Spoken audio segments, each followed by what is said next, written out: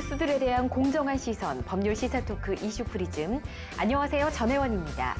그럼 지난 한 주간 있었던 이슈들부터 만나보겠습니다.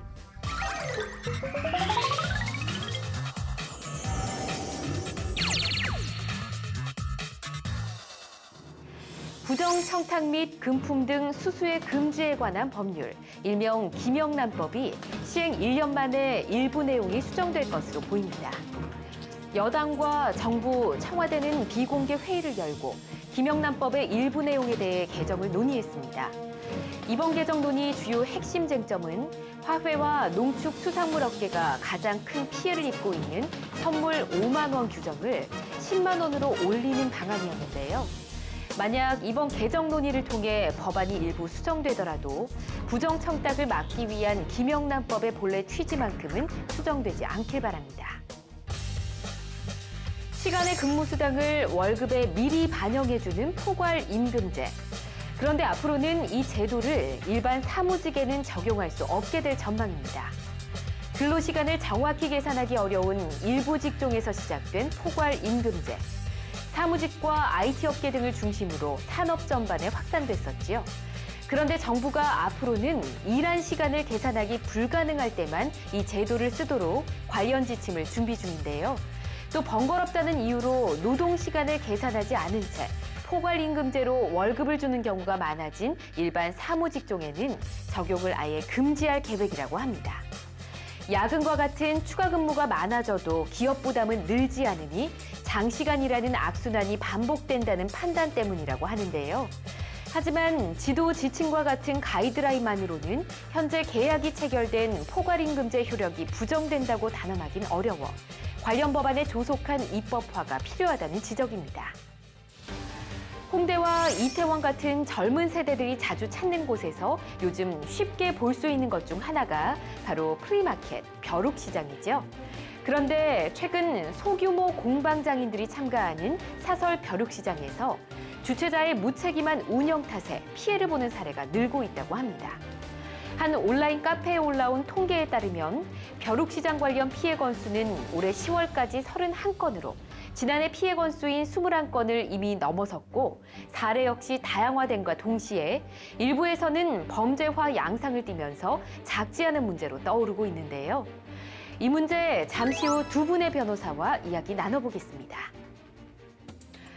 제2의 화폐로 불리는 가상화폐의 투기가 유행처럼 번지면서 피해를 보고 있는 사람들이 속출하고 있습니다.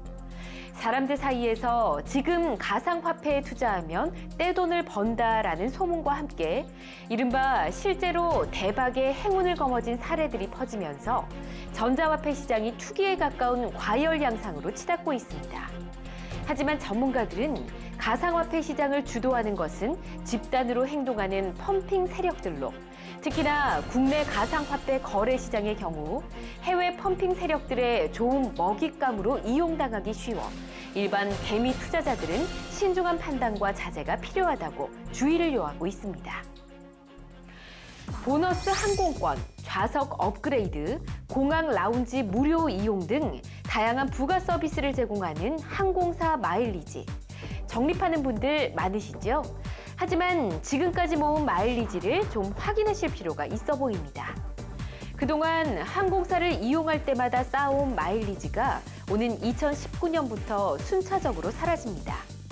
지난 2008년 일부 항공사들이 마일리지 사용의 유효기간을 설정했기 때문인데요. 국토교통부에 따르면 항공사 약관 변경으로 내년까지 마일리지를 모두 사용하지 않으면 2008년 적립분부터 차례로 사라지게 된다고 하니 혹시 그동안 쌓아놓고 사용하지 않은 마일리지가 있다면 다음 여행 계획 세우실 때 조금 더 편안한 여행을 위해 마일리지를 사용해 보시는 것 어떨까 싶습니다. 지금까지 주간 브리핑이었습니다.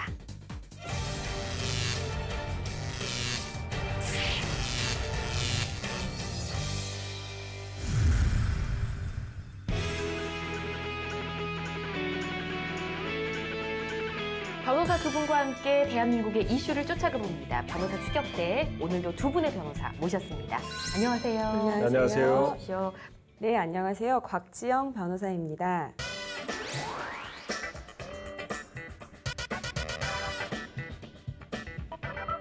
네, 안녕하세요. 이조로 변호사입니다.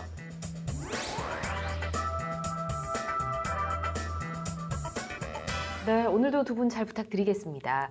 자, 가장 첫 질문, 이 질문을 좀 드리고 싶어요. 요즘 젊은 세대들이 많이 찾는 곳 중 하나가 뭐 이태원이나 홍대 이런 지역일 텐데 두 분은 가보셨나요? 가보셨을 것 같은데요.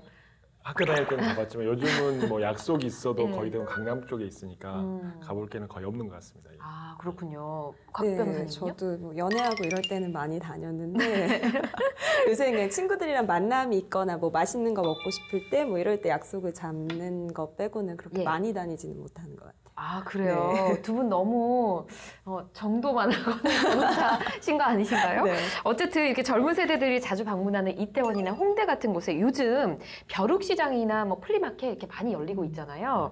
뭐 가면 뭐 우리가 자주 접하지 못하는 뭐 약간 이제 신생 디자이너들의 네. 작품이라든지 뭐 소상공인들 제품들을 만나볼 수가 있어서 아주 예쁜 제품도 찾을 수 있고 소소한 재미를 찾을 수 있기 때문에 많은 분들이 또 찾고 있는데 이 벼룩시장 같은 데서 피해를 보는 사례들이 굉장히 많더라고요. 어떤 얘기일까요, 변호사님? 네, 한 언론사의 보도에 따르면 여성 의류를 파는 이모 씨가 지난 8월 마포구 합정동에서 플리마켓 사설 벼룩시장에 참가를 하려고 참가비 3만 원 정도를 냈다고 합니다. 그런데 문제는 행사 당일부터 주최자가 전혀 연락이 안 됐고 직접 그래서 불안한 마음을 가지고 행사장에 가봤더니 판매 테이블도 없고 파라솔도 없고 전혀 아무것도 없는 상태였다고 합니다. 네. 좀 많이 황당했을 것 같습니다. 네. 참가비도 냈고 했는데 아무것도 없었으면 얼마나 좀 당황스러웠을까 네, 싶은데 이 참가비라고 지금 말씀을 해주셨잖아요. 네. 이건 어디에 쓰이는 거죠?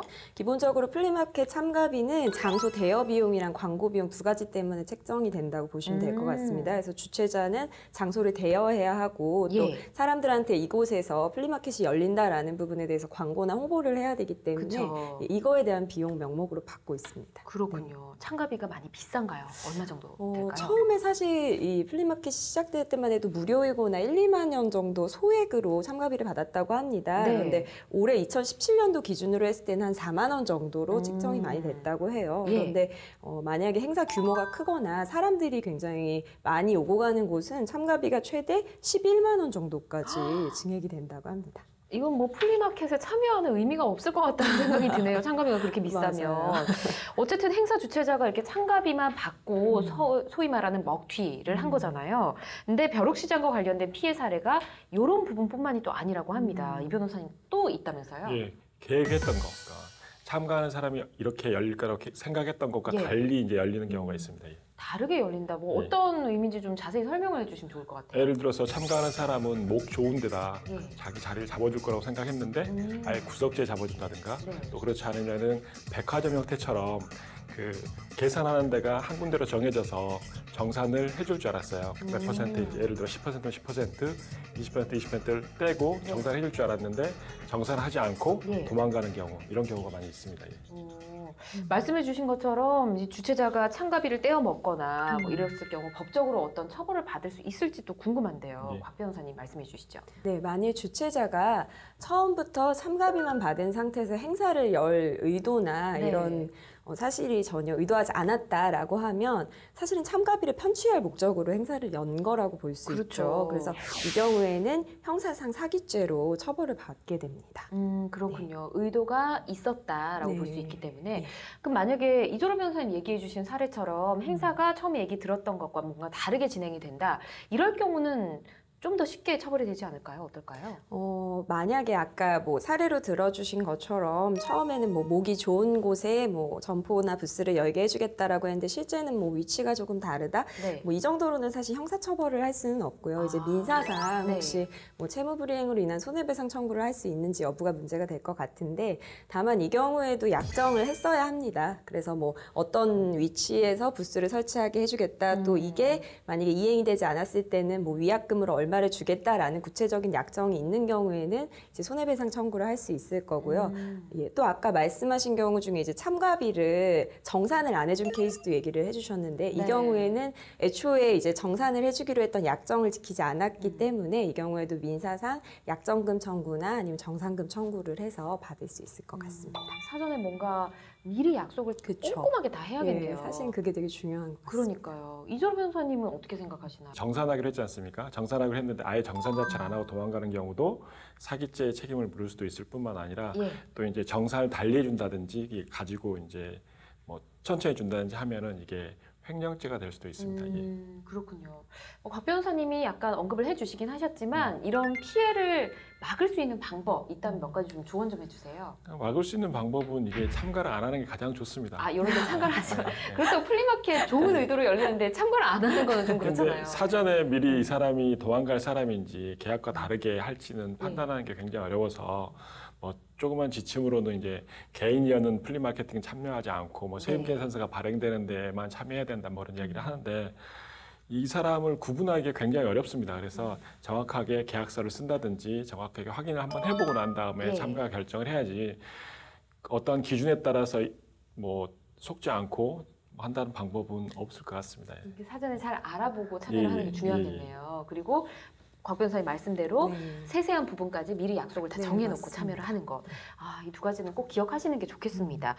자, 플리마켓 하면 어떤 시장 경제의 의미보다는 소규모 개인 디자이너나 공예가들이 시민들과 뭐 여러 물건을 교류하면서 많은 소소한 즐거움도 얻을 수 있는 그런 의미 있는 자리라는 생각이 드는데 이런 피해 사례들이 있다고 하니까 좀 많이 안타깝습니다. 좀 더 긍정적으로 전파가 될 수 있었으면 좋겠다는 마음을 가져보고요. 주간 브리핑 내용 잠시 살펴봤습니다. 이제 두 분의 변호사님들이 가져온 이슈 하나씩 만나보겠습니다. 자, 첫 번째 이슈 곽지영 변호사님 준비를 하셨는데요. 어떤 이슈일까요? 네, 오늘 제가 준비한 이슈는 바로 이것입니다. 지난주에 포항에서 너무도 큰 지진이 있었고 많은 분들이 놀라셨을 것 같습니다. 그래서 오늘은 이 포항 지진과 관련된 우리나라의 재해 예방 시스템이라든지 아니면 복구 지원 비용이라든지 이런 부분에 대해서 이야기를 해보려고 합니다.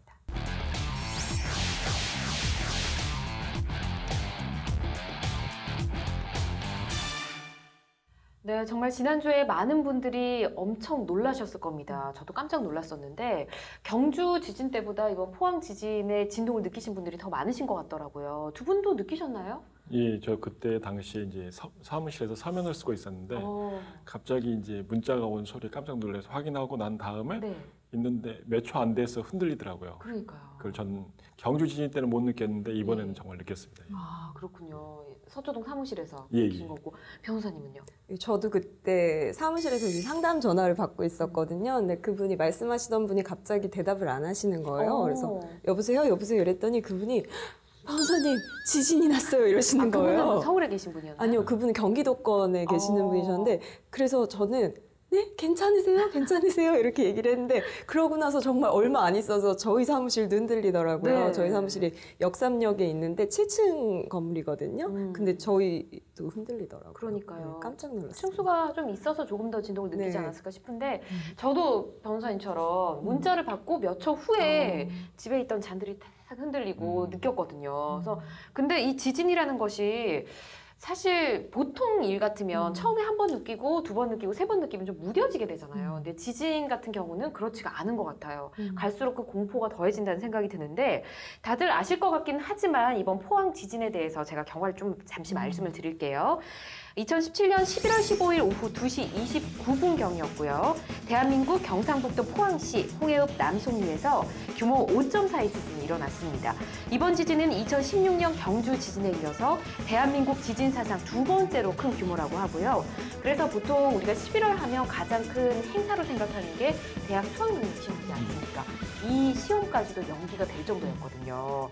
지금 포항 피해 규모를 좀 알아보고 싶은데 곽 변호사님 어느 정도일까요? 네, 먼저 인명피해부터 말씀을 드리면요. 중앙재난안전대책본부가 18일 오후 5시 기준으로 발표한 겁니다. 네. 포항 지진으로 발생한 인명피해는 현재까지 사망자는 다행히 발견되지 않았습니다. 그러니까요. 다행입니다. 하지만 부상자 수는 82명 정도로 결코 적은 수치는 아닌 것 같습니다. 그리고 이 중에서 15명 정도는 입원 치료를 받고 있고요. 예. 나머지 67명은 치료 뒤에 현재는 집으로 귀가한 상태라고 합니다. 그렇군요. 지진이 일어나고 나서 SNS상에 많은 그 피해 사진들이 많이 올라왔었는데 시설 피해 규모는 어느 정도일까요?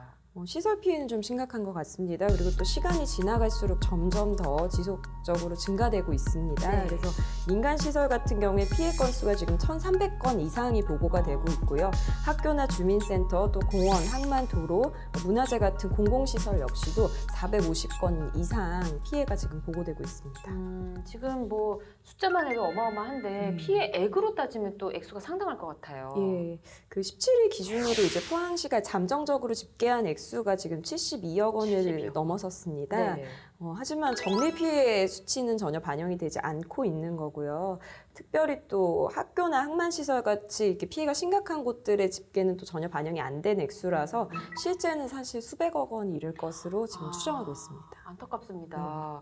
근데 이렇게 피해 규모가 어느 정도 선을 넘어서게 되면 뭐 재난지역 선포라든지 이런 제도가 있죠. 예, 피해가 이제 입는다고 무조건 이제 피해 재난 지역 선포는 하지 않고요. 예. 이렇게 이제 기준이 있습니다. 법에 이제 재난 및 안전관리 기본법에 네. 그 특별 재난 지역 선포 기준이 있는데 보면은 그 중앙대책본부장, 곧 여기서는 행정안전부 장관이 중앙대책본부장인데 그 중앙대책본부장이 대통령이 정하는 규모의 재난이 곧 뭐냐면은 국고지원 대상 피해 기준 금액 2.5배를 말합니다. 그래서 네. 발생해서 국가의 안녕 또는 사회 질서 유지에 중대한 영향을 미치거나 피해를 효과적으로 수습하기 위하여 특별한 조치가 필요하다고 인정되는 경우 또는 지역대책본부장 요청이 타당하다고 인정하는 경우에 중앙위원회의 심의를 거쳐서 해당 지역을 특별 재난지역으로 선포할 것을 대통령이 건의하면 대통령이 이걸 보고 네. 선포할 수 있습니다. 예. 그렇군요. 지금 기준이 있어서 몇 가지 말씀을 해주셨는데 예. 포항 같은 경우는 선포 기준액 어느 정도인가요? 그러니까 포항시 같은 경우 특별 재난지역이 되려면 피해액이 90억 이상이 돼야 한다고 합니다. 90억. 예. 근데 지금 아까 공식적으로 말씀해 주신 숫자랑은 좀 차이가 있는 것 같긴 예. 합니다. 그렇다면 특별재난구역 선포되면 일단 어떤 조치가 취해질 수 있는지부터 좀 알아보도록 할까요? 예, 크게 두 가지로 말씀을 드릴 수 있을 것 같습니다. 기본적으로 자연재해가 발생하게 되면 시도와 같은 관할 자치단체에서 직접 복구나 지원 업무를 나가게 됩니다. 네. 근데 특별재난지역으로 선포가 되면 이 모든 업무를 중앙정부가 관장을 하게 됩니다. 그래서 긴급구조 업무와 같은 이런 현장 업무 또한 구호작업, 복구, 보상에 소용되는 모든 경비까지 예. 모두 중앙부처가 직접적으로 지원을 하게 됩니다. 그리고 또 한 가지는 이제 세금 감면 혜택이 주어지게 됩니다. 아무래도 네. 재산이나 재정적인 피해를 국민들이 많이 받기 맞아요. 때문에 피해 입은 주민들에게 이런 지방세법과 국세법에 의거해서 이런 재산세, 취득세, 등록세와 같은 세금 감면 혜택 또는 납부를 좀 유예해주는 그런 혜택을 주고 있습니다. 알겠습니다. 자, 그야말로 대학 수학능력 시험이 연기될 정도로 큰 피해를 입힌 포항 지진인데요. 이 각종 대처 관련해서 어떤 대책들이 나오고 있는지 이야기들이 참 많더라고요, 박 변호사님. 맞습니다. 지금 현재까지 이제 여러 가지 이야기들이 나오고 있는데 네. 인명 피해도 물론 문제지만 아까도 제가 말씀드렸지만 그런 재정적인 피해가 사실 또 굉장히 큰 고민거리인 맞아요. 것 같습니다. 그래서 네. 저 아는 분도 지금 담벼락이 무너지고 포항에 계신 분인데요? 예, 제가 아는 분이 이제 담벼락이 무너지고 또 집에 이제 균열이 많이 생겼는데 너무 무서운 거죠. 이 집에서 거주하는 것 자체가 그러니까요. 계속 지금 여진이 지속이 되고 있으니까요. 네. 그리고 또 이걸 또 복구를 해야 되는데 그 비용도 너무 만만치 않잖아요. 그래서 이런 주택이 파손됐을 때 과연 복구 지원금이 얼마나 나올지 이런 부분들도 상당히 문제인 것 같습니다. 아, 이게 복구 지원금이 현실과 좀 동떨어져 있다라는 지적을 받고 있긴 하잖아요. 네. 근데 어떤 이유 때문인지 좀 이유를 듣고 싶습니다. 지금 현재까지 파손된 주택이 잠정적으로 집계된 수치가 1,200채 이상이라고 합니다. 예. 그런데 혜원 씨께서는 혹시 주택이 만약에 지진으로 파손이 됐을 때 어느 정도 지원금을 받을 수 있을 거라고 예상하시나요? 주택 규모에 따라 네. 또 달라질 것 같아요. 이 집값이 어느 정도이냐에 따라서 가격의 몇 퍼센트 뭐 이렇게 주지 않을까요? 근데 그렇게 되면 참 좋을 텐데 네. 지금 행정안전부에서 발표에 따르면 특별재난지역으로 선포가 되더라도 주택이 거의 완전히 파손됐을 경우에 900만 원, 일부 파손됐을 때는 100만 원 정도의 지원금을 지금 지급하고 할 거라고 합니다. 완전히 파손됐을 때 900만 원이고 뭐 일부 파손됐을 때 100만 원이면 이건 다시 수리를 하는 데는 뭐 안 될 것 같다는 생각이 듭니다. 근데 너무 현실과 동떨어진 것 같은데 어떻게 하다가 이렇게 기준이 생긴 거죠?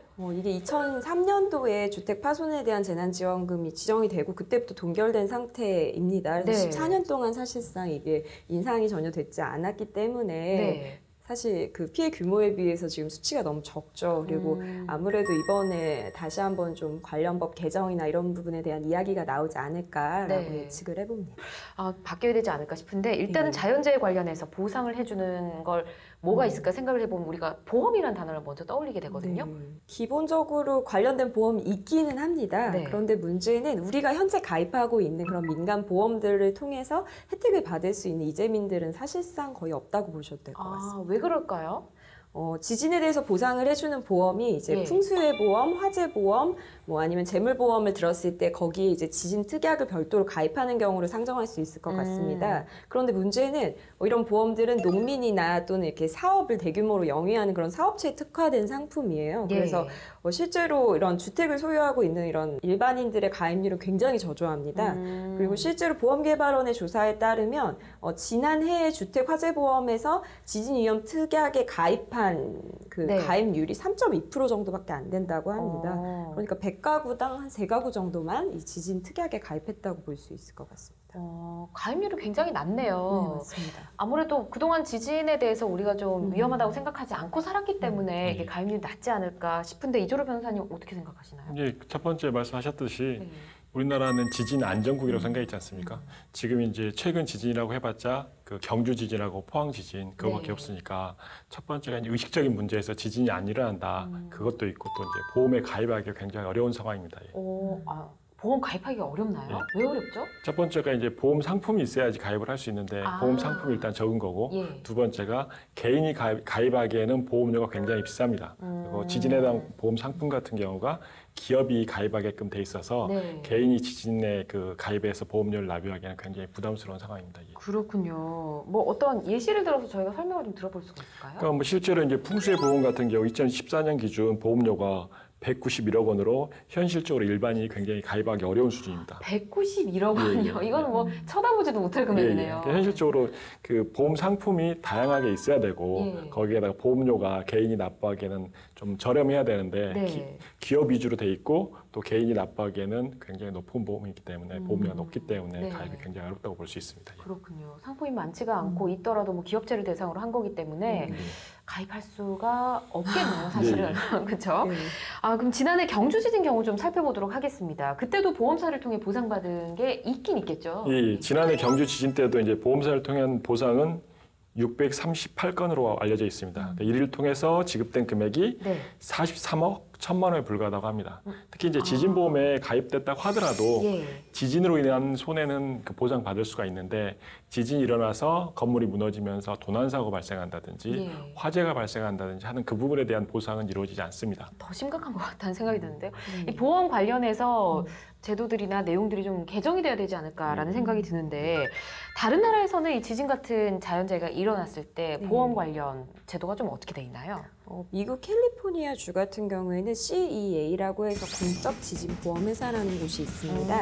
이곳은 민간 자본이 투자하지만 사실은 캘리포니아 주 의회에 의해서 관리가 되고 있는 곳인데요. 네. 이 CEA가 민간 보험 회사들에게 이런 홍보나 계약 갱신, 손해배상 같은 업무를 위임하고 위험에 대한 인수는 모두 CEA가 하고 있습니다. 네. 그런데 좀 재미있는 게 미국 같은 경우에도 캘리포니아의 그 지진의 90% 이상이 사실 발생을 하고 있는 지역인데 주택을 보유하고 있는 사람 중에서 사실 이 보험에 가입하는 사람들은 한 10%밖에 안 된다고 합니다. 왜요? 그 이유는 우리나라랑 조금 비슷한데요. 네. 사실 미국에서도 이곳에 가입해서 보상을 받는 게 가입비보다 오히려 또 적은 경우가 있다고 해요. 그래서 비용과 그리고 기본적으로 과연 내가 거기 가입하더라도 제대로 된 보상을 받을 수 있겠나 하는 불신이 겹쳐서 사실상 그렇게 가입률은 높지 않다고 합니다. 그래요. 뭐 우리나라랑 사정은 비슷하더라도 일단은 공적 지진 보험 회사라는 게 있다는 거 캘리포니아 경우를 봤고요. 그럼 가장 가까운 일본 같은 경우는 또 어떨까요? 일본 같은 경우는 지진이 굉장히 많이 일어나서 그러는지 일본의 경우는 이제 정부가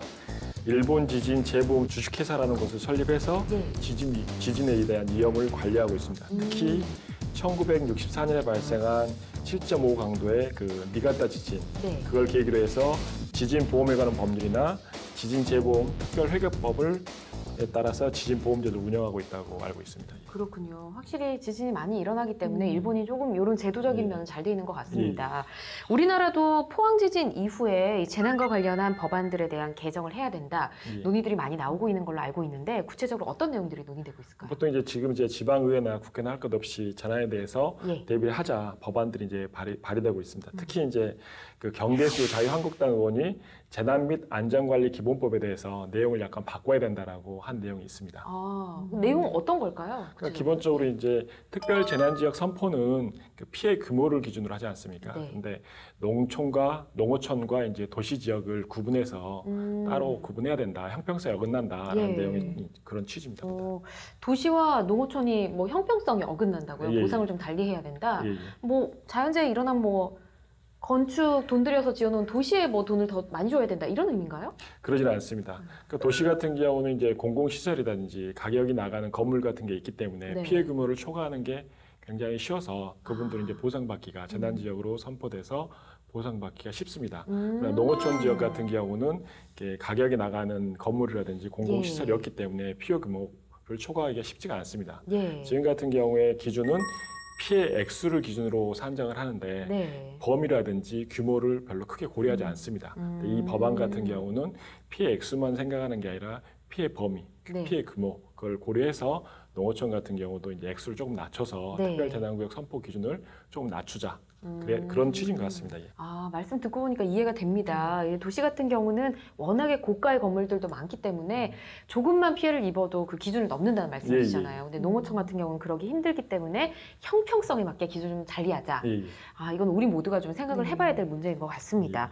그리고 또 일각에서 이런 문제가 제기가 되고 있더라고요. 주택 피해가 큰 것이 이번 포항에서 필로티 건축물이 많아서이다. 이런 이야기가 있던데 필로티라는 거를 아는 분들은 아시겠지만 좀 네. 생소하게 생각하시는 분들도 있으시죠? 네, 기본적으로 필로티 구조는 벽 대신에 어떤 그 기둥을 이용해서 건물의 전체적인 구조를 떠받드는 구조라고 보시면 될 것 같습니다. 네. 그런데 아무래도 벽이 아니라 이제 기둥에 의지해서 건물 전체의 무게를 이제 받치다 보니까 상대적으로는 좀 지진에 취약한 구조에 속합니다. 그렇군요. 그러니까 우리가 어떤 건물을 봤을 때 1층에 건물만 기둥만 이렇게 네, 있고 그 맞아요. 위부터 예. 건물이 올라가는 그런 게 필로티 구조라는 거잖아요. 네. 근데 왜 이렇게 필로티 구조로 건축을 하는 걸까요? 2002년도부터 다세대 다가구 주택 같은 경우에 주차장 설치가 의무화됐습니다. 제도적으로. 그렇기 네. 때문에 필로티 구조를 해야지만이 어떻게 보면 비용을 확실히 절감할 수 있기 때문에 네. 자연스럽게 많이 그런 건물이 늘어나게 된 것 같습니다. 그런데 이번에 포항 지진에서도 이 필로티 구조 자체가 사실 문제가 됐던 건 아니고요. 예. 문제는 이 구조로 건물을 지을 때 예를 들면 15cm마다 철근을 심기로 했는데 균열이 나면서 보니까 15cm가 아니라 2배 간격인 30cm로 철근을 심은 게 발견이 됐습니다. 예. 근데 이게 사람이 사는 주거 공간인데 네. 어떻게 보면은 15cm가 아니라 7cm마다 철근을 그러니까요. 박아도 부족할 텐데 오히려 자재를 빼돌렸다는 건 사실 본인들이 이런 건축 비용을 줄이기 위한 그쵸, 거네요. 줄이고 절감하고 더 많은 이득을 얻기 위해서였는데 사람이 사는 주거 공간에서 이런 식으로 그러니까요. 경제적 이익을 보려고 하는 건 좀 아닌 것 같습니다. 맞아요. 한마디로 뭐 부실공사라는 거네요. 맞습니다. 그것 때문에 이 피해가 조금 더 커진 것 같다는 생각이 네. 듭니다. 포항 지진을 통해서 보상대책, 피해 구제책 얘기를 나눠보고 있는데 미비점들이 좀 있는 것 같습니다. 뭐 사전에 잘 못한 부분도 있는 것 같고요. 근데 앞으로 이런 일이 또 발생하면 안 되겠지만 만약을 위해서 우리가 대비책, 피해 구제책을 좀 생각해 본다면 어떤 제도나 법적 장치가 있으면 좋을까요? 저도 이제 지진이 이번에 일어났을 때 네. 어떻게 해야 될지를 잘 모르겠더라고요. 나가야 되는지 뭐 그대로 있어야 되는지. 그러니까 지진에 대한 대피 교육이 필요할 것 같습니다. 네. 그거에 대해서 어떻게 움직여야 되는지 저만 모르는 게 아니라 아마 많은 분들이 모르실 것 같습니다. 저도 모릅니다. 저도 예. 그리고 또 이제 거기에 대한 대비로 보험 같은 경우가 좀 다양한 보험, 여러 가지 상품이 나왔으면 하는 바람이 있고 또 한 가지 신속한 피해 복구를 위해서 이제 법률 개정이 필요하지 않나 싶습니다. 예. 건물의 이런 구조적인 결함 때문에 피해가 더 극대화된 경우가 많았잖아요. 네. 그렇기 때문에 일본 같은 경우에는 건물을 지을 때 내진 설계가 굉장히 중요합니다. 그래서 이 정도 규모의 지진이 오더라도 건물이 구조적으로 안전할 수 있도록 내진 설계를 하도록 하고 있습니다. 우리나라 같은 경우에도 이제는 더 이상 지진에서 안전한 국가다라고 이렇게 할 수가 너무 없죠. 만연히 생각할 게 아니라 이런 예. 내진 설계를 할 수 있도록 좀 관련 법규들이 개정돼야 되지 않을까라는 생각이 들었습니다. 네, 지진만큼이나 불안한 자연재해 보상 실태라는 주제로 많은 이야기를 나눠봤는데요. 마지막 촌철살인 한마디 또 기대해 보겠습니다. 써주시기 바랍니다. 지진보험에 가입됐다고 하더라도 예. 지진으로 인한 손해는 보상받을 수가 있는데 지진이 일어나서 건물이 무너지면서 도난사고 발생한다든지 예. 화재가 발생한다든지 하는 그 부분에 대한 보상은 이루어지지 않습니다. 우리가 현재 가입하고 있는 그런 민간 보험들을 통해서 혜택을 받을 수 있는 이재민들은 사실상 거의 없다고 보셔도 될 것 같습니다. 지진이 이번에 일어났을 때 네. 어떻게 해야 될지 잘 모르겠더라고요. 나가야 되는지 뭐 그대로 있어야 되는지 그러니까 지진에 대한 대피 교육이 필요할 것 같습니다. 우리나라 같은 경우에도 이제는 더 이상 지진에서 안전한 국가다라고 이렇게 수가 없죠. 만연히 생각할 게 아니라 이런 예. 내진 설계를 할 수 있도록 좀 관련 법규들이 개정돼야 되지 않을까라는 생각이 들었습니다. 네, 첫 번째 이슈에 대한 촌철살인 한마디 써주셨는데요. 먼저 곽 변호사님부터 내용 볼까요? 네, 저는 소 잃기 전에 외양간 고치자 이렇게 썼습니다. 아, 딱 맞는 말이네요. 네, 사실 유명한 속담이죠. 소 잃고 외양간을 고친다.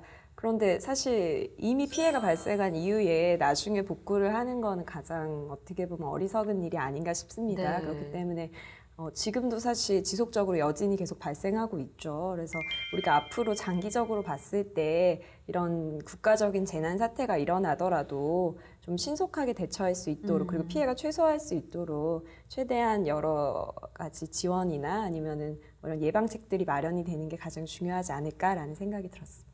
네, 소 잃기 전에 외양간을 네. 고치자라고 의견이 있었고요. 이조로 변호사님도 뭐 의미는 비슷한 것 네. 같은데요. 네. 뭐 다 실은 단어지만 이제 유비무환 미리 준비가 있으면 나중에 곤란함이 없다. 네.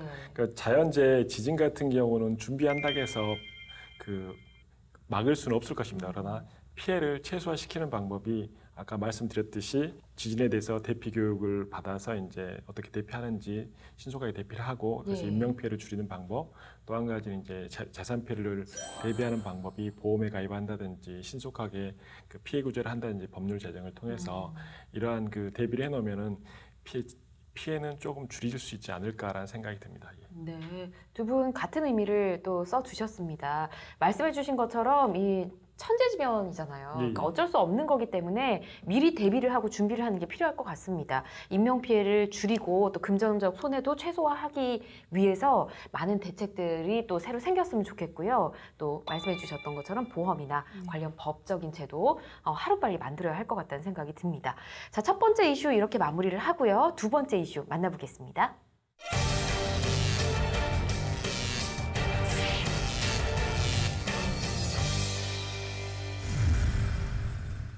네, 변호사 추격대 이제 두 번째 이슈 만나보도록 하겠습니다. 이조로 변호사님 준비하셨죠? 어떤 예, 예. 주제인가요? 여기 보시다시피 이제 전 국정원장 순환시대 누구를 위한 헌신인가라는 주제를 가지고 것 같습니다. 그러니까 지금 가장 많이 보는 게 어떤 거냐면은 보도되는 내용 자체가 청와대 그리고 국정원장이라는 단어를 굉장히 많이 들을 겁니다. 그래서 국정원장이 지금 이제 구속된다든지 구속영장이 기각된다든지 뭐 그런 내용이 있어서 국정원장에 대한 내용을 가지고 왔습니다.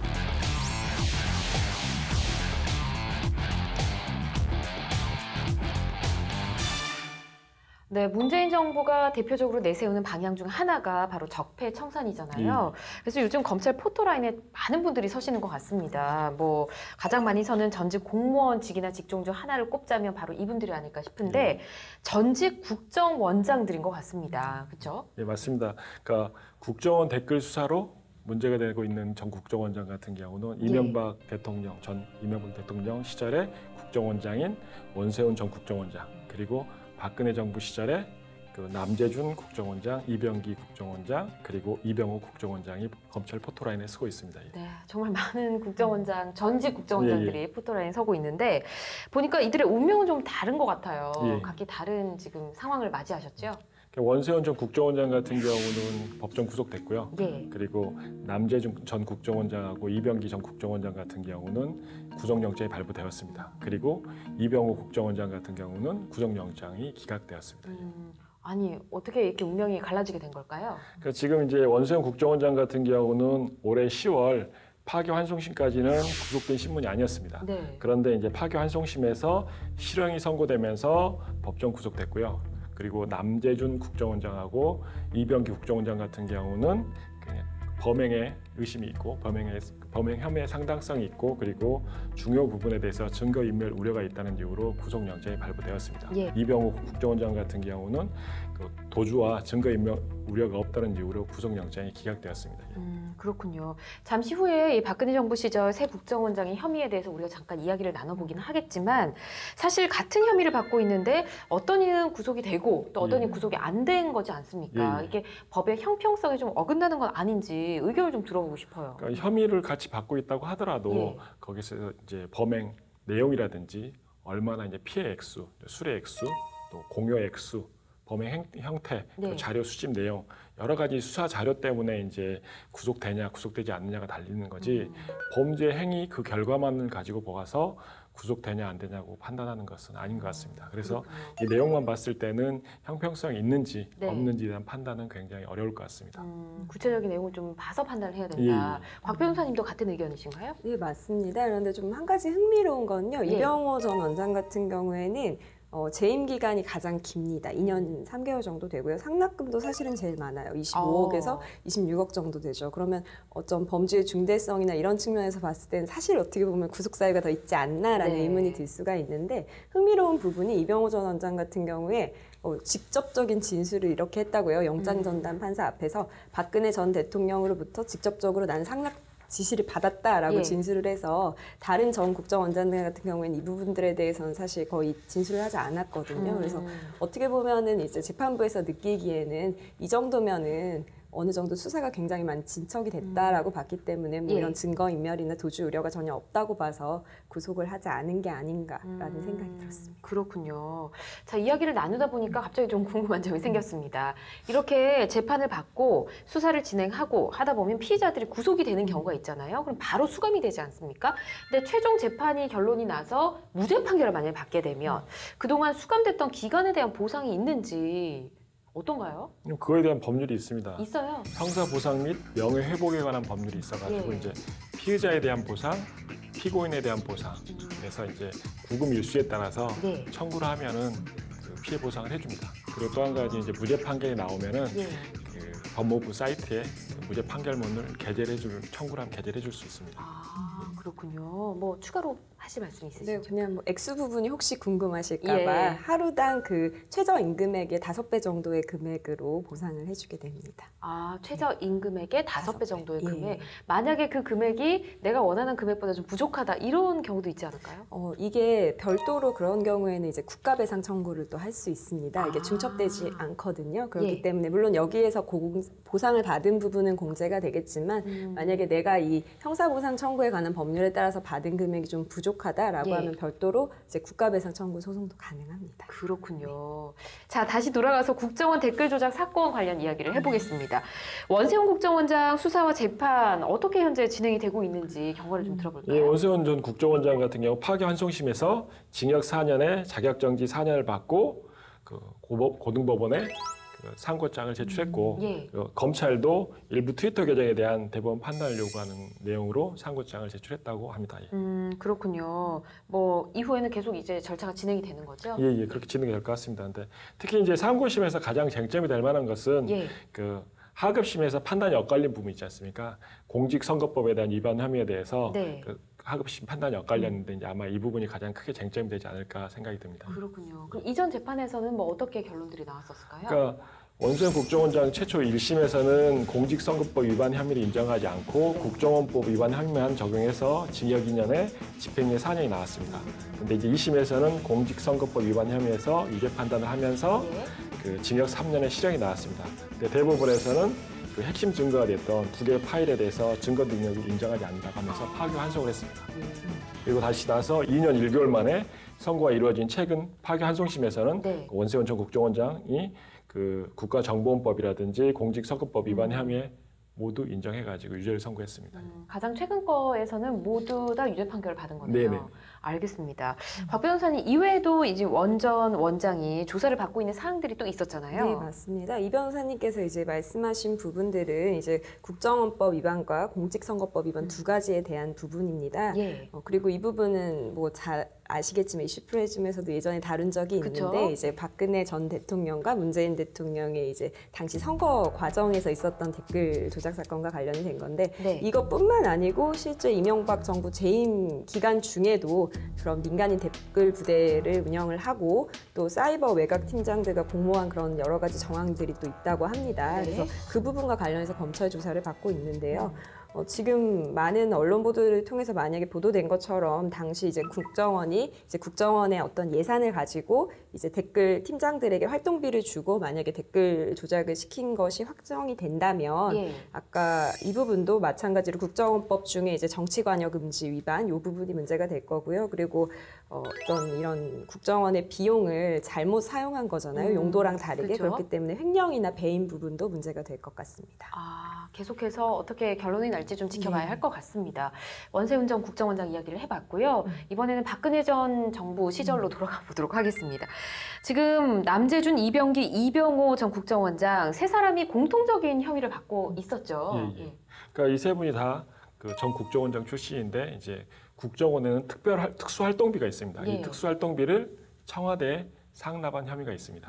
지금까지 뭐 조사된 바를 살펴보면 남 전 원장 시절부터 특수활동비를 박근혜 대통령에게 상납했다 이렇게 돼 있더라고요. 이거 어떤 내용인가요? 그러니까 재직 시절을 이제 좀 따져보면은 남 전 원장 같은 경우는 예. 2013년 3월부터 2014년 5월까지, 이병기 전 국정원장 같은 경우는 2014년 7월부터 2015년 2월까지, 예. 이병호 전 국정원장은 2015년 3월부터 올해 6월까지 국정원장으로 재직을 했습니다. 예. 근데 최초 남재준 국정원장 같은 경우 취임하고 난 다음에 네. 대통령 지시로 특수활동비를 5천만 원씩 매월 네. 상납하다가 이병기 전 국정원장 때부터는 1억으로 늘어나게 됩니다. 예.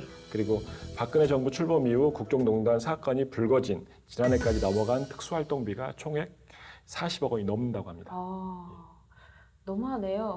예, 굉장히 많은 돈이 넘어갔습니다. 네, 근데 이 사건이 처음 보도되기 시작했을 때 이것들이 통치자금이다 이런 답변들이 굉장히 많이 오고 네. 갔었거든요.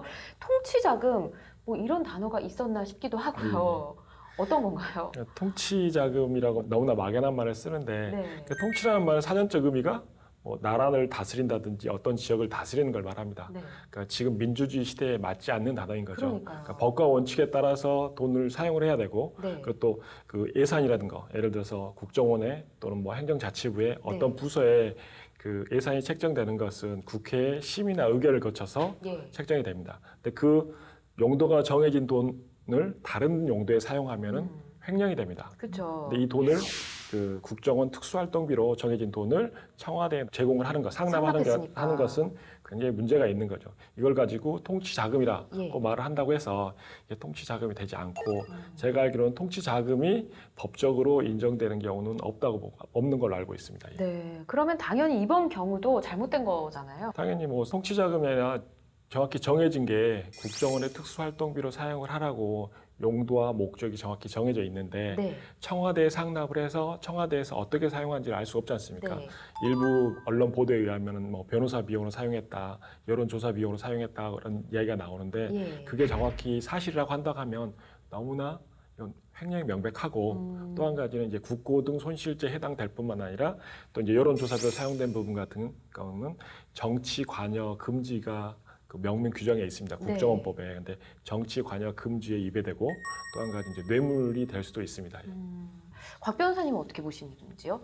뭐 변호사님께서 기본적으로 너무 잘 말씀을 해주신 것 같습니다. 그런데 지금 그 전 국정원장들이 일관되게 이야기하는 게 뭐냐면 네. 돈을 건넨 건 맞다라고 거기까지는 인정을 해요. 그런데 네. 뭐라고 항변을 하냐면 그런데 내가 그게 뇌물이라고 알고 준 것이 아니다. 뭐 통치자금 명목으로 준 거다. 그러니까 그 돈의 용처를 알지 못했다라는 식으로 네. 진술을 하고 있습니다. 그런데 고의에 보면은 미필적 고의라는 게 있어요. 그래서 반드시 내가 그 돈의 구체적인 용도나 이런 걸 몰랐다고 하더라도 예. 너무 당연하지 않나요? 일반인의 상식으로도. 그렇죠. 이게 국정원에 내부적으로 특수활동비 명목으로 쓰라고 분명히 법에 규정이 되어 있는데 이거를 외적인 용도로 다른 부서에 그냥 어떤 법적인 허가나 이런 것도 없이 그냥 준다면 이게 당연히 불법적으로 또는 다른 용도로 사용될 수 있다는 걸 어느 정도 인식을 할 수 있었겠죠. 네. 그렇기 때문에 이 경우에는 당연히 뇌물죄에 해당되지 않나라고 저는 생각하고 있습니다. 그렇군요. 그러니까 관행이라든지 몰랐다라든지로 해서 면피가 되지 않습니다. 네. 다른 사람들 죄를 짓고 관행이었다. 난 몰랐다라면 그 벌 받을 사람이 아무도 없는 결과가 발생하지 않습니까? 그러니까요. 이 전직 국정원장 3명이 얘기하는 게 나는 몰랐다 뭐 이렇게 얘기를 하긴 하지만 일단 저희가 봤을 때 뇌물죄라고 하면 준 사람 받은 사람 모두 처벌을 받는 게 당연하잖아요. 예. 그런 것도 그렇고 지금 이 국정원에서 있던 특수활동비라는 거는 우리 국민들의 세금 아닙니까? 예. 그렇기 때문에 처벌을 더 강하게 해야 되지 않을까라는 기준이 있을 것 같기도 하거든요. 유 변호사님 그러니까 어떤가요? 형량을 정할 때 이제 뇌물을 자기 개인 돈으로 줬냐, 예. 회사 돈으로 줬냐, 뭐 세금으로 제공을 했냐 여러 가지 그 제공하는 그 원인이 다를 겁니다. 네. 근데 세금으로 했으면 국민의 그 돈을 걷어 세금 소중한 세금을 뇌물로 사용했기 때문에 그 불법성이 가중되지 않나라는 생각이 듭니다. 예. 불법성이 가중된다. 예. 곽 변호사님은요? 그 아까도 이 변호사님이 잠깐 서두에서 언급을 하셨는데 특정범죄 가중처벌 등에 관한 법률 5조에 보면은 국가나 지자체에서 회계사무를 집행하거나 보조하는 자가 이런 국가나 지자체의 어떤 재정적인 부분에 손실을 미칠 거를 인식을 하고서도 만약에 이런 횡령이나 배임의 죄를 범했다면 가중처벌하도록 규정이 되어 있습니다. 그렇기 때문에 이 경우에는 특가법상 이제 국고손실죄라고 하는데요. 네. 아까 말씀을 드린 것처럼 단순한 개인의 돈을 준 것이 아니라 이런 국고가 손실될 거를 인식을 하면서 줬기 때문에 특가법상 국고손실죄로도 또 추가적으로 가중처벌이 가능하지 않나 생각이 듭니다. 네, 가중처벌이 맞다고 생각이 듭니다. 저는 이제 비법조인이지만.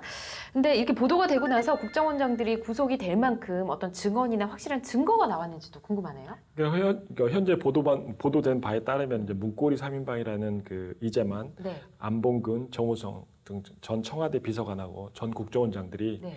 박 대통령 지시에 의해서 상납이 이루어졌다라고 다 이야기하고 있습니다. 네, 일치하는 내용을 얘기를 예, 예. 한 거기 때문에.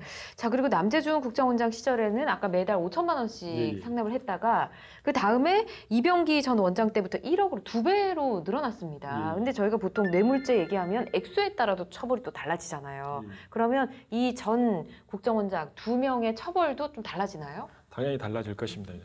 그 수뢰, 그러니까 뇌물 공여한 액수에 따라서 이제 처벌하는 규정이 달리 있습니다. 특히 예. 이제 특정 범죄 가중 처벌 등에 관한 법률에 의하면은 수뢰액이 1억 원 이상인 경우는 무기 또는 10년 이상의 징역에 처하고 또 수뢰액이 5천만 원 이상 1억 원 미만인 경우에는 7년 이상의 유기징역에 처하고 또 수뢰액이 3천만 원 이상 5천만 원 미만인 경우는 5년 이상의 유기징역에 처한다고 규정되어 있습니다. 예. 이제 그 이병기 국정원장이나 그 이병호 국정원장 같은 경우는 그 수뢰한 액수, 그러니까 뭐냐 공여한 액수 자체가 다르긴 한다고 하더라도 지금 수뢰액이 1억 원 이상이 넘기 때문에 그 특정 범죄 가중 처벌 등에 관한 법률 5조에 의해서 적용이 되긴 하지만 예. 똑같은 그 1호가 적용된다고 하더라도 형량에서는 약간 고려가 되지 않을까, 액수가 다르기 때문에 그런 생각이 듭니다. 예. 그렇군요. 처벌이 조금 달라질 수는 있겠다. 곽 변호사님 어떻게 생각하시는지요? 예, 기본적으로 이제 횡령이나 배임의 죄를 범한 부분은 분명히 보입니다. 이제 용도가 정해져 있는데 그것과 다르게 사용을 했기 때문에요. 근데 이런 횡령이나 배임 같은 경우에도 특정 경제범죄 가중처벌 등에 관한 법률에서 액수에 따라서 좀 처벌을 달리하고 있습니다. 그래서 만약에 50억 원 이상이라면 무기에서 5년 이상의 징역, 그리고 5억 원 이상에서 50억 원 이하라면 3년 이상 징역에 지금 처하도록 하고 있습니다. 그래서 재물죄 같은 경우에는 당연히 이제 금액에 따라서 이제 처벌이 되는 형량이 달라지고 있습니다. 알겠습니다. 자, 이렇게 되면 다시 또 이목이 쏠리고 있는 부분이 과연 이명박 대통령에 대한 수사는 어떻게 될 것인가, 또 박근혜 전 대통령의 재판이 어떻게 될 것인가, 이 부분인 것 같습니다. 제가 이런 주제가 나올 때마다 매번 여쭤보는 것 같은데 일단 국정원 댓글 조작 사건과 관련해서 이명박 대통령에 대한 수사 어떻게 될 것 같습니까? 그러니까 국정원법에 따르면 국정원은 대통령 소속이고 대통령의 지시와 감독을 받는다고 되어 있습니다. 예. 그렇기 때문에 이제 국정원장이 지시에 따라서 국정원이 댓글 조작을 했다고 하면 그것도 이제 아마 대통령의 지시가 있었다고 볼 수 있기 때문에 아마 조사는 이루어지지 않을까라는 생각이 듭니다. 그 원세훈 전 국정원장 같은 경우엔 기본적으로 이명박 대통령 재임 시절에 있던 국정원장이죠. 근데 원세훈 전 국정원장 같은 경우에 최근에 이명박 대통령 재임 시절에 있었던 댓글 조작과 관련해서도 문제가 돼서 이 부분이 지금 추가 기소될지 여부가 문제가 되고 있습니다. 근데 만약에 댓글 조작 사건에 이명박 전 대통령도 관련이 있다, 직접적인 뭐 지시가 있었다라는 진술이 이루어진다면 당연히 이런 지시가 있었다는 부분에 대한 중요한 참고인이고 피고인이 될 수 있는 지위에 있기 때문에 그 네. 경우엔 당연히 조사가 이루어지지 않을까라고 생각하고 있습니다. 네, 두 분의 의견 들어봤고요. 사실 또 법은 만인 앞에 평등하다 이런 얘기 우리가 늘 하잖아요. 근데 하지만 이런 고위직들을 검찰에 소환을 하기 위해서는 좀 부담되는 게 사실일 것 같습니다. 혹시나 뭐 전직 대통령이나 현 대통령을 수사하거나 소환할 때 이 직위적 특성 때문에 좀 배려해주는 사항이라든지 이런 게 있을까요? 당연히 있습니다. 있습니까? 네, 헌법에 있습니다. 헌법에 있어요. 그러니까 대한민국 헌법 84조를 보면 네. 대통령은 내란 또는 외환의 죄를 범한 경우를 제하고는 재직 중에 형사상 소출을 받지 아니한다 해서 재직 중에는 예, 그것도 이제 모든 범죄가 아니라 내란 또는 외환의 죄를 제하고는 형사상 소출을 받지 않는다는 거죠. 예를 들어서 사기라든지 뭐 상해를 입혔다든지 네. 이런 죄에 대해서는 재직 중에는 형사 소출을 받지 않는다는 겁니다. 예. 그 이유는 뭐냐면은 권위를 유지해주고 직무 수행을 원활하게 해주기 위해서 그렇습니다. 예. 그래서 이 기간 동안에 일어난 형사적인 부분에 대해서는 내란 외환죄를 제하고는 공소시효가 정지됩니다. 이제 형사적인 특권인 거고 예. 민사적인 걸로 손해배상 청구를 당한다든지 하는 부분에 대해서는 당연히 면책되는 게 아닙니다. 그리고 또 이 기간 동안에만 형사소추가 이제 안 되는 거지 이 기간이 지나고 나면은 당연히 형사소출할 수가 있습니다. 예. 그렇군요. 자, 그렇다면 박근혜 전 대통령에 대한 이야기를 좀 해보도록 하겠습니다. 박 전 대통령 관련 혐의가 상당히 많잖아요. 근데 이번 저희가 계속 얘기했던 특수활동비 상납건과 관련해서 사실로 인정이 된다라고 하면 형량이 또 다른 죄목들과 또 합해져서 받게 되는 건지 어떻게 될까요? 수뢰죄 부분에 대해서 예. 액수가 늘어나지 않겠습니까? 지금 40억 원을 넘게 국정원의 특수활동비를 받아왔기 때문에 네. 수뢰액 자체가 늘어날 것 같습니다. 그러면 이제 형량에 대해서도 형량이 늘어날 요인이 되는 거죠. 네, 금액에 따라서 형량이 더 올라갈 것이다라는 의견을 좀 말씀해 주셨고, 곽 변호사님 같은 경우는 박근혜 대통령 이 형량이나 뭐 처벌 수위에 대해서 어떻게 생각하시는지요? 예, 기본적으로 변호사님 너무 잘 말씀을 해주신 것 같습니다. 수뢰죄 같은 경우에는 이제 특정범죄 가중처벌 등에 관한 법률에서 수뢰한 액수에 따라서 이제 형량이 가중처벌되도록 규정이 되고 있습니다. 그래서 만일 이게 받은 부분이고 그다음에 대가와 관련해서 요구해서 수수한 부분이 인정이 된다면 당연히 그 부분에 대해서 이제 처벌을 받을 것 같습니다. 그리고 이게 수뢰랑 다르게 국고손실 같은 경우에 이제 국고손실에 대한 구체적인 인식이 있었는지 여부도 물론 문제가 될 텐데요. 제가 봤을 때는 수뢰가 인정이 된다면 국고손실 부분도 박근혜 전 대통령 같은 경우에도 이제 인정이 되지 않을까라고 생각을 하고 있습니다. 네, 잘 알겠습니다. 자, 지금까지 전 국정원장 순환시대 누구를 위한 헌신이었는가라는 주제로 많은 이야기 나눠봤는데요. 마지막 촌철살인 한마디 어떤 내용 써주실지 궁금합니다. 자, 써주시기 바랍니다.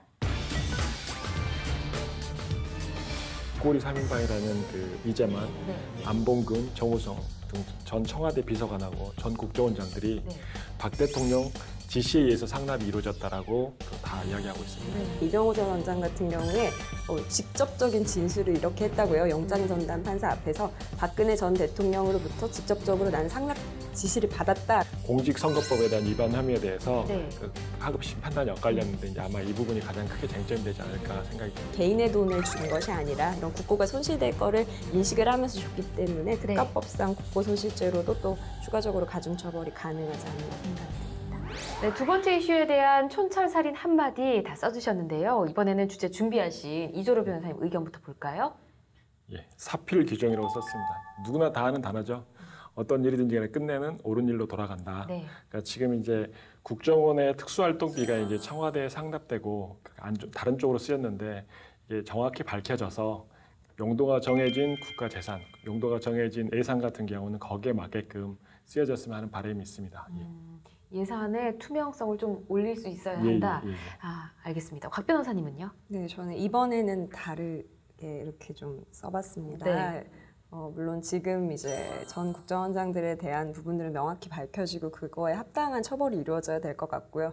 저는 좀 희망을 이야기해보고 싶었습니다. 네. 이번 문재인 정부가 들어서고서 국정원 이제 TF도 설치가 되고 좀 자체적인 이런 자정 노력도 기울인다고 하니까 좀 예. 이번 문재인 정부의 국정원은 정말 국민을 위해서 소리 없이 헌신하고 수호하는 그런 국정원으로 거듭나기를 정말 간절히 바라봅니다. 네, 알겠습니다.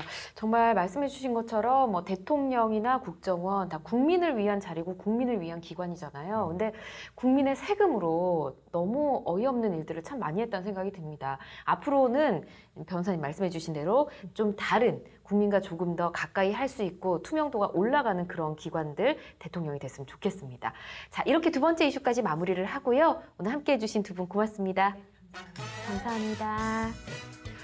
법률적인 시선을 통한 원칙적인 시사 분석, 법률 시사 토크 이슈 프리즘. 오늘 준비한 순서는 여기까지입니다. 저희는 다음 시간에도 대한민국 이슈와 함께 냉정한 시선으로 다시 돌아오도록 하겠습니다. 시청해주신 여러분 고맙습니다.